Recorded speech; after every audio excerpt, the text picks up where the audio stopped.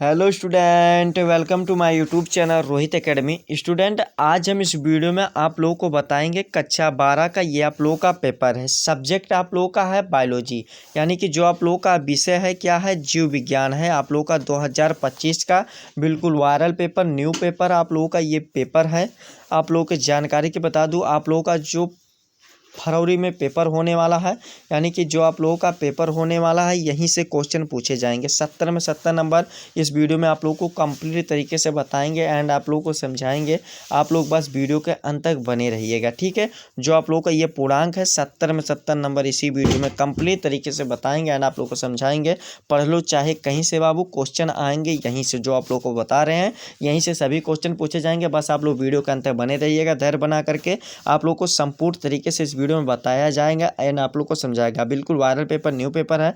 बहुविकल्पीय प्रश्न यहाँ से हमारा स्टार्ट होता है, यानी कि एमसीक्यू क्वेश्चन जो है यहाँ से स्टार्ट होता है, जिसमें से आप लोग को दिया गया है कि सही विकल्प को चुनकर अपने उत्तर पुस्तिका में लिखना होगा। यानी कि जो कॉपी हमें बोर्ड एग्जाम की कॉपी दिया जाएगा उसी में राइट आंसर लिखना होगा। जिसमें से आप लोग का वाला क्वेश्चन देखिए क्या दिया गया है बाबू। का वाला क्वेश्चन दिया गया है कि निम्नलिखित में से कौन सा एक आभासी फल नहीं है, यानी कि जो आभासी फल है वो कौन सा नहीं है। तो आम जो है ये आभासी फल नहीं, यानी कि मैंगो जो होता है ये आभासी फल नहीं होता है, यानी कि डी वाला ऑप्शन हमारा करेक्ट हो जाएगा, राइट हो जाएगा, ठीक है। फिर दूसरा क्वेश्चन खा वाला दिया गया, प्रोटीन संश्लेषण के प्रारंभन हेतु प्रारंभक प्रकूट होता क्या होता है, AUG होता है, यानी कि एडेनिन यूरेसिल क्या होता है, एडेनिन यूरेसिल और गुआनिन होता है, ठीक है। हमारा कौन सा ये ए वाला ऑप्शन हमारा इसका राइट हो जाएगा। फिर अगला क्वेश्चन देखिए क्या दिया गया, गा वाला क्वेश्चन दिया गया है कि निम्नलिखित में से कौन सा एक जैविक निम्नीकरणीय जैविक विघटित प्रदूषक है, कौन सा है हमें ये बताना है। इसका जो राइट आंसर हो जाएगा वही तमल हो जाएगा,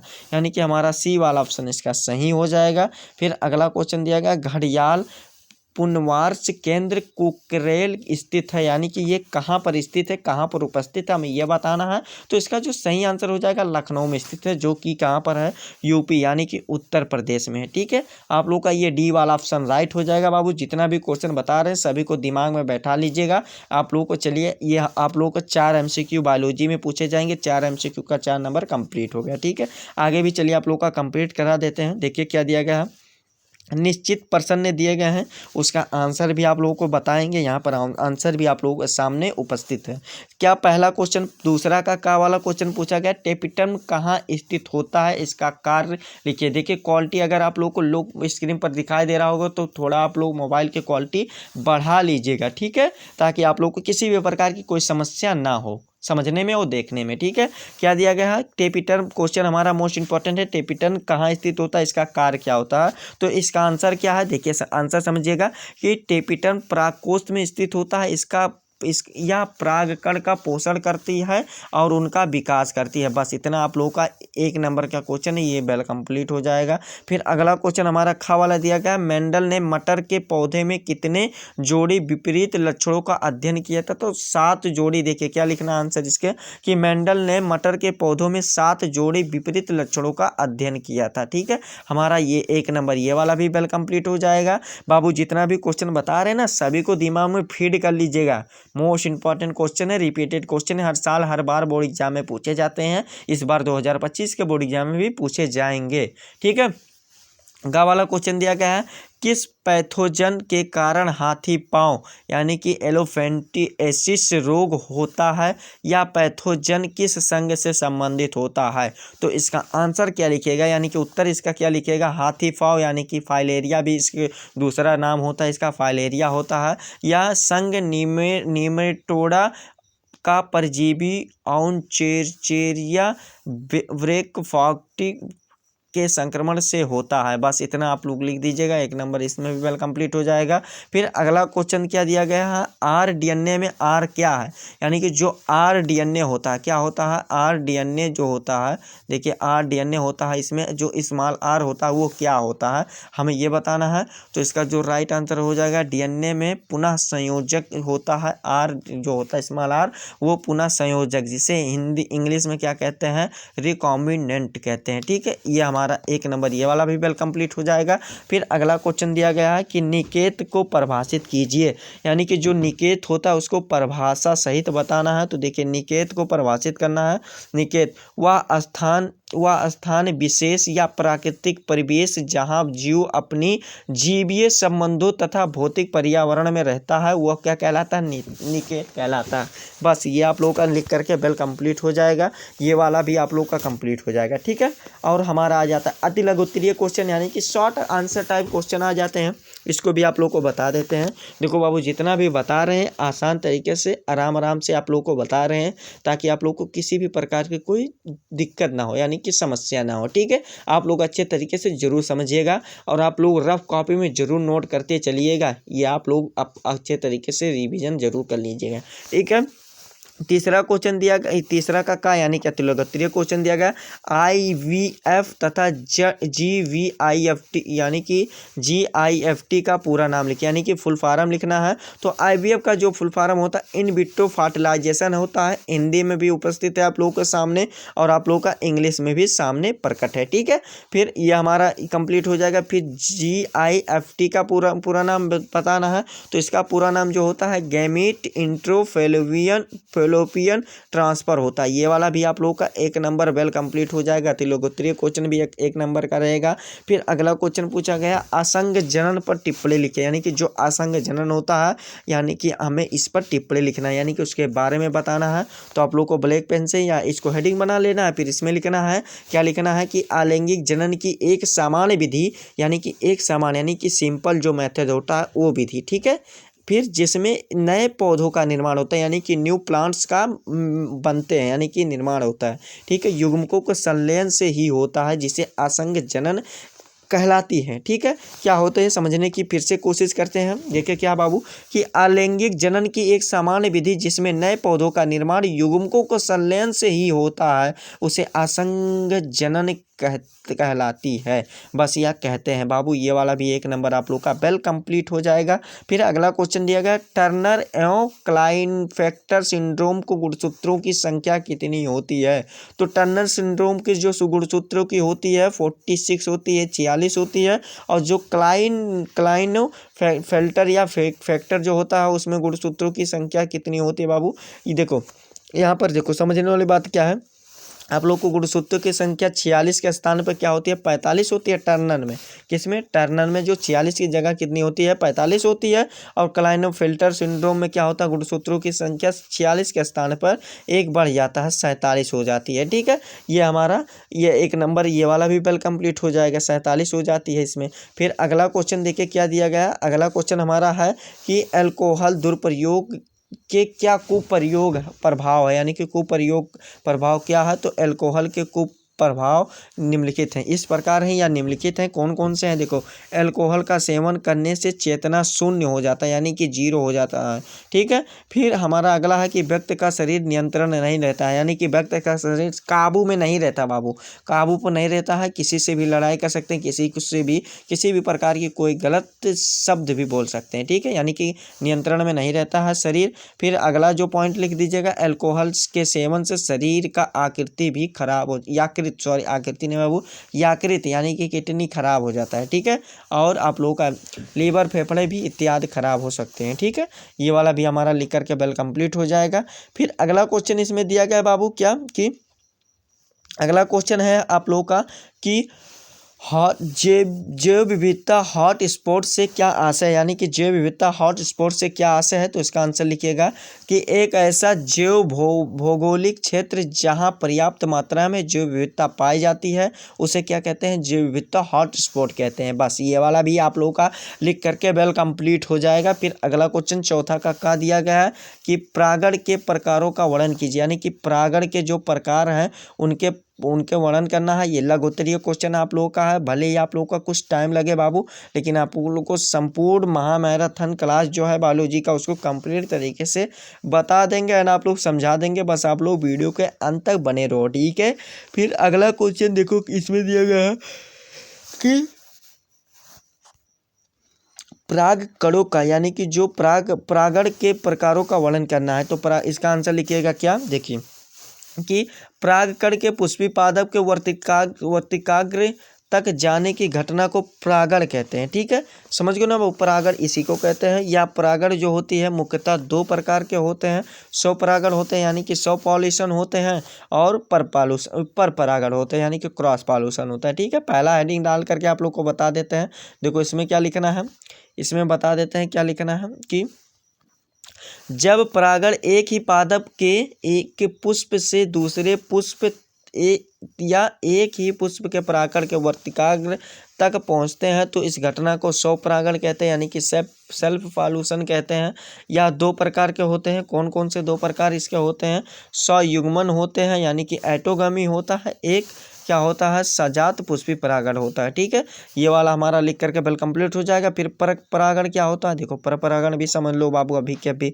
पर परागण यानी कि क्रॉस पॉल्यूशन क्या होता है इसको समझ लीजिए कि जब किसी एक पादप के परागकण दूसरे पादप के वर्तिकाग्र तक हस्तांतरित होते हैं तो पर परागण कहा जाता है। पर परागण भिन्न कारकों पर निर्भर करते हैं। पर परागण माध्यम के आधार पर निम्न प्रकार से होते हैं। वायु परागण होता है, जल परागण होता है, कीट परागण होता है, जंतु परागण होता है, पक्षी परागण होता है, और जतकी परागण यानी कि चमगादड़ द्वारा भी परागण होता है इत्यादि होते हैं। ठीक है, तो ये वाला भी हमारा लिख करके बाबू बेल कंप्लीट हो जाएगा। फिर अगला क्वेश्चन पर आते हैं। अगला क्वेश्चन देखिए क्या दिया गया है। अगला क्वेश्चन है कि प्लेसेंटा पर टिप्पणी लिखिए, यानी कि प्लेसेंटा पर टिप्पणी लिखना है, उसके बारे में बताना है। तो चलिए इसका भी आंसर आप लोगों को बता देते हैं। प्लेसेंटा, इसका आंसर क्या लिखना है? अपरा एक संयुक्त संरचना है जो स्तनियों के गर्भ के भ्रूण को गर्भाशय से संरचनात्मक एवं क्रियात्मक रूप से जोड़ने में सहायता करती है, जिसे प्लेसेंटा कहते हैं। ये वाला हो जाएगा। और अपरा भ्रूण के विकास के निम्नलिखित कार्य करता है। किस प्रकार से कार्य करता है, देखिए कार्य किस प्रकार से करता है आप लोग का? भ्रूण का पोषण करता है, शोषण करता है, उत्सर्जन करता है, हार्मोन्स का स्रावण करता है इत्यादि करता है। ये वाला भी अपरा वाला प्लेसेंटा वाला आप लोग का लिख करके बिल कंप्लीट हो जाएगा। फिर अगला क्वेश्चन देखिए क्या दिया गया। अगला क्वेश्चन दिया गया हमारा गा वाला क्वेश्चन है कि अपूर्ण प्रभावता तथा सप्रभावता में विभेद की स्पष्ट कीजिए। तो विभेद करना है यानी कि उसके बारे में लिख देना है। क्या है देखिए कि अपूर्ण प्रभावता हेडिंग डालना है पहला। इसमें क्या लिखना है? संतत दो जनकों से मिलती जुलती नहीं होती है तथा एक नई तीसरी लक्षण उत्पन्न होता है जो दोनों जनकों से मिलता जुलता तथा इनके बीच का सा होता है।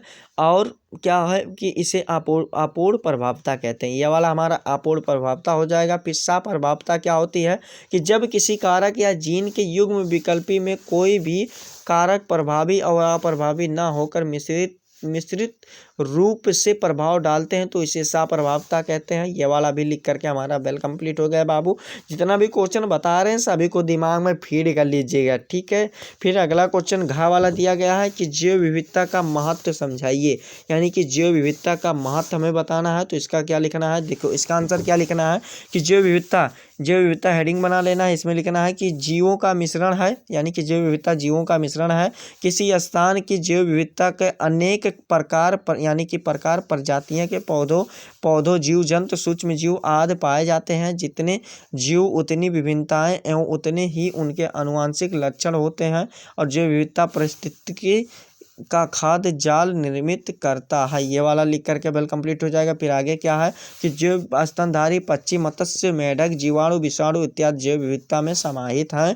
और फिर जैव विविधता का महत्व क्या होता है? जैव विविधता भोजन का स्रोत होता है, आय का स्रोत होता है, पर्यावरण को संतुलन बनाए रखता है और विभिन्न प्रकार के तेल एवं औषधियों को आपूर्ति यानी कि हमें देता है। ठीक है, ऑक्सीजन की पूर्ति करता है यानी कि ऑक्सीजन देने में भी मदद करता है। और फिर घरेलू उपयोग के वस्तुओं को प्राप्ति करता है। फिर उद्योग एवं कच्चे माल का भी हमें मतलब सहायता करता है देने में। ठीक है, ये वाला लिख करके बिल कंप्लीट हो जाएगा। फिर लघु उत्तरीय क्वेश्चन क्या है कि जैव विविधता संचरण के विभिन्न विधियों का वर्णन कीजिए। तो ये वाला आप लोगों को आंसर क्या लिखना है? खा वाला देखो क्या है इसमें क्वेश्चन देख लीजिए आप लोग। देखिए इसको क्वेश्चन को आप लोगों को इधर आप लोगों को रफ कॉपी में कर लेना है नोट, और इसको अच्छे तरीके से स्वयं से तैयार करना है। देखो बताना हमारा काम है बाबू, तैयार करना आप लोग का, तो इसको जरूर स्वयं से तैयार कर लीजिएगा। सभी क्वेश्चन को रफ कॉपी में नोट कर लीजिएगा। इसका आंसर आप लोग क्वेश्चन बैंक से भी देख लीजिएगा, या आप लोग अपने नोट से देख लीजिएगा, या बुक से देख लीजिएगा, या आप लोग सोशल मीडिया का इस्तेमाल करके ढूंढ करके, लेकिन बट आप लोग को इसको क्वेश्चन को जरूर तैयार करना है। ठीक है, चलिए अगला क्वेश्चन देख लेते हैं। खा वाला क्वेश्चन दिया गया जैव प्रौद्योगिकी का वैक्सीन उत्पादन उत्पादन में जीन चिकित्सा तथा मानव इंसुलिन परिवर्धन निर्माण में योगदान की चर्चा कीजिए। ये वाला भी अच्छे तरीके से बाबू तैयार कर लीजिएगा आप लोग। फिर अगला क्वेश्चन जो दिया गया, मलेरिया परजीवी की 4 प्रजातियों के नाम लिखिए और इनके द्वारा उत्पन्न होने वाले मलेरिया का उल्लेख कीजिए। तो ये वाला भी अच्छे तरीके से आप लोग तैयार कर लीजिएगा। फिर अगला क्वेश्चन दिया गया कि मालूम है कि वंशागत का वर्णन कीजिए। तो ये वाला भी अच्छे तरीके से आप लोग तैयार कर लीजिएगा। फिर अगला क्वेश्चन 6 वाला जो दिया गया, निम्न पर टिप्पणी लिखे, यानी कि भ्रूण कोश है विपुंसन पर टिप्पणी लिखना है। तो इसको भी आप लोगों को तैयार कर लेना अच्छे तरीके से। फिर अगला क्वेश्चन दिया गया, मानव में भ्रूणीय परिवर्धन से आप क्या अभिप्राय है, यानी कि क्या आशय है, क्या होता है, क्या समझते हैं। ये वाला भी अच्छे तरीके से आप लोग क्वेश्चन को नोट करके तैयार कर लीजिएगा। ठीक है, रिविजन अच्छे तरीके से कर लीजिएगा। गा वाला क्वेश्चन दिया गया है कि सिकल सेल एनीमिया यानी कि दात्र कोश का अरक्ता पर एक संक्षिप्त टिप्पणी लिखे। तो ये वाला भी अच्छे तरीके से आप लोग तैयार कर लीजिएगा। अगला क्वेश्चन है, बायोगैस के उत्पादन में क्या सूक्ष्म जीवों की भूमिका का महत्व लिखिए। तो ये वाला भी अच्छे तरीके से वर्णन करना। तो ये वाला भी अच्छे तरीके से आप लोग तैयार कर लीजिएगा। विस्तृत उत्तरीय प्रश्न यहाँ से हमारा स्टार्ट होता है, यानी कि दीर्घ उत्तरीय क्वेश्चन। कौन सा? लॉन्ग टाइप क्वेश्चन है, यानी कि लॉन्ग क्वेश्चन है आप लोगों का, यानी कि दीर्घ उत्तरीय प्रश्न यहाँ से स्टार्ट होता है, जिसमें से आप लोगों का क्वेश्चन क्या दिया गया है कि मनुष्य में मादा जनन तंत्र का वर्णन कीजिए। वर्णन किस प्रकार से करना है, इस प्रकार से आप लोग को फिगर बनाना है, नाम आप लोग को लिखना है, डायग्राम को दर्शाना है। तो इसी प्रकार से आप लोग फिगर प्रैक्टिस कर लीजिएगा। फिर उसके बारे में किस प्रकार से लिखना है, देखो प्राथमिक जनन अंग कौन कौन से होते हैं। अंडाशय स्त्री के प्राथमिक जनन अंग होते हैं, ये वाला हो जाएगा। फिर अंडाशय में हेडिंग बना लेना है। अंडाशय में क्या लिखना है कि एक जोड़ी अंडाशय उदर गुहा में स्थित होते हैं और अंडाशय वृक्क के समीप में मीसोवेरियम द्वारा उदर गुहा से जुड़े रहते हैं और अंडाशयी लिगामेंट्स द्वारा गर्भाशय में जुड़े रहते हैं। ठीक है, अंडाशय ठोस होते हैं और अंडाशय की सतह छोटे छोटे दानों जैसे उभरे दिखाई देते हैं, जिन्हें ग्राफियन पुट्टिकाएं कहते हैं। ये वाला भी लिख करके वेल कंप्लीट हो जाएगा।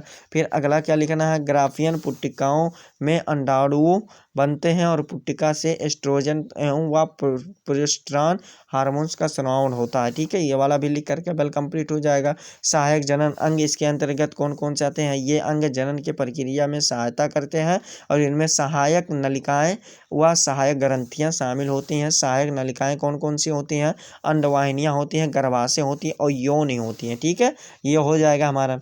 फिर अगला है अंडवाहिनियां क्या होती हैं। देखो अंडवाहिनियां के बारे में भी लिखना है बाबू। दीर्घ उत्तरीय क्वेश्चन आप लोगों का 6 से 8 नंबर में होता है। ठीक है, तो ये वाला भी अच्छे तरीके से विस्तार मतलब बड़ा लिखना होगा ना थोड़ा। तो अंडवाहिनियां क्या होती हैं, प्रत्येक अंडवाहिनी पतली कुंडलित लगभग 10 से 12 सेंटीमीटर की लंबी होती है और इसके 3 भाग होते हैं। प्रारंभिक भाग होता है प्रारंभिक भाग में क्या होता है, फिब्रिनेटेड ट्यूब होता है। मध्य भाग में फैलोपियन नलिका होता है और अंतिम भाग में स्थमस कहलाता है। ठीक है, ये वाला हो जाएगा। और गर्भाशय जो दूसरा प्रकार हो जाएगा कि दोनों ओर की फैलोपियन नलिकाएं संयुक्त होकर गर्भाशय का निर्माण करती है। गर्भाशय चौड़े थैलेनुमा होती है, इसकी भित्ति मोटी व पेशी युक्त होती है। ये वाला भी लिख करके हमारा बेल कंप्लीट हो जाएगा। यौन यानी कि वैगिना क्या होती है, इसको आप लोग समझ लीजिए कि यह लगभग 8 सेंटीमीटर लंबी नलिका रूपी पेशी संरचना होती है और यौन मादा जनन छिद्र द्वारा शरीर से बाहर खुलती है और यौन को जन्म नाल यानी कि बर्थ कैनल भी कहते हैं। ठीक है, सहायक जनन ग्रंथियां कौन कौन से होते हैं, इसको समझिए कि इन ग्रंथियों का स्राव जनन प्रक्रिया में सहायता करती हैं। स्तन ग्रंथियां कौन कौन सी, स्तन ग्रंथियां क्या होती हैं, स्तन ग्रंथियां शिशु में पोष हेतु दुग्ध का निर्माण करती हैं, यानी कि जो मिल्क होता है उसको आप लोगों को निर्माण करती हैं। ठीक है, फिर बार्थोलिन ग्रंथियां कौन कौन सी होती है, एक जोड़ी ग्रंथियां यौन के पार्श्व में स्थित होती है और बार्थोलिन ग्रंथियां होती है यही। ठीक है, और अगर आप लोग ये क्वेश्चन नहीं करना चाहते हैं, यानी कि मादा जनन तंत्र वाला क्वेश्चन नहीं करना चाहता, तो इसमें अथवा करके भी आप लोगों को दिया जाएगा। पुष्पी पादपों में निषेचन पश्चात घटनाओं की व्याख्या कीजिए, तो इसको भी आप लोग अथवा करने वाला भी क्वेश्चन को आंसर आप लोग तैयार कर लीजिएगा। ठीक है बाबू। फिर अगला क्वेश्चन 8वां दिया गया है कि वंशागत के गुणसूत्र सिद्धांत का वर्णन कीजिए। इसमें भी अथवा करके दिया गया है कि औद्योगिक उत्पादों का संश्लेषण में सूक्ष्म जीवों की भूमिका का वर्णन कीजिए, तो इसको भी बाबू आप लोग अच्छे तरीके से जरूर तैयार कर लीजिएगा। ठीक है, 9वां क्वेश्चन जो कि हमारा लास्ट क्वेश्चन क्या दिया गया है, देखिए लास्ट क्वेश्चन है आरडीएनए RDNA तकनीक पर निबंध लिखिए, यानी कि निबंध लिखना, एस्से लिखना है। आप लोग का लॉन्ग आंसर है। अथवा करके भी दिया गया कि समष्टि को परिभाषित कीजिए, इसकी विभिन्न पारस्परिक क्रियाओं का वर्णन कीजिए। तो ये वाला भी आप लोग अच्छे तरीके से बाबू तैयार कर लीजिएगा, ठीक है। यही आप लोग का बाबू इंटर का यानी कि कक्षा 12 का पेपर था, जो आप लोगों को संपूर्ण तरीके से हमारे द्वारा इस वीडियो में आप लोग को समझाया गया एंड आप लोग को बताया गया। आप लोगों को ये हमारा प्यारा सा वीडियो कैसा लगा है कमेंट करके जरूर बताइए। हाँ, अगर आप हमारे चैनल पर नए हो तो चैनल को जरूर सब्सक्राइब कर लीजिएगा, बेल आइकन को दबा दीजिएगा। और आप लोग बाबू वीडियो को शेयर नहीं करते हो तो आप लोगों का फर्ज यही बनता है कि आप लोगों को क्या करना है कि इस वीडियो को कक्षा 12 के जितने भी स्टूडेंट हैं उनके पास अधिक से अधिक शेयर करके, यानी कि सभी के पास इसको शेयर करके भेज दीजिए सभी स्टूडेंट के पास, ठीक है, और पहुंचा दीजिए, ठीक है।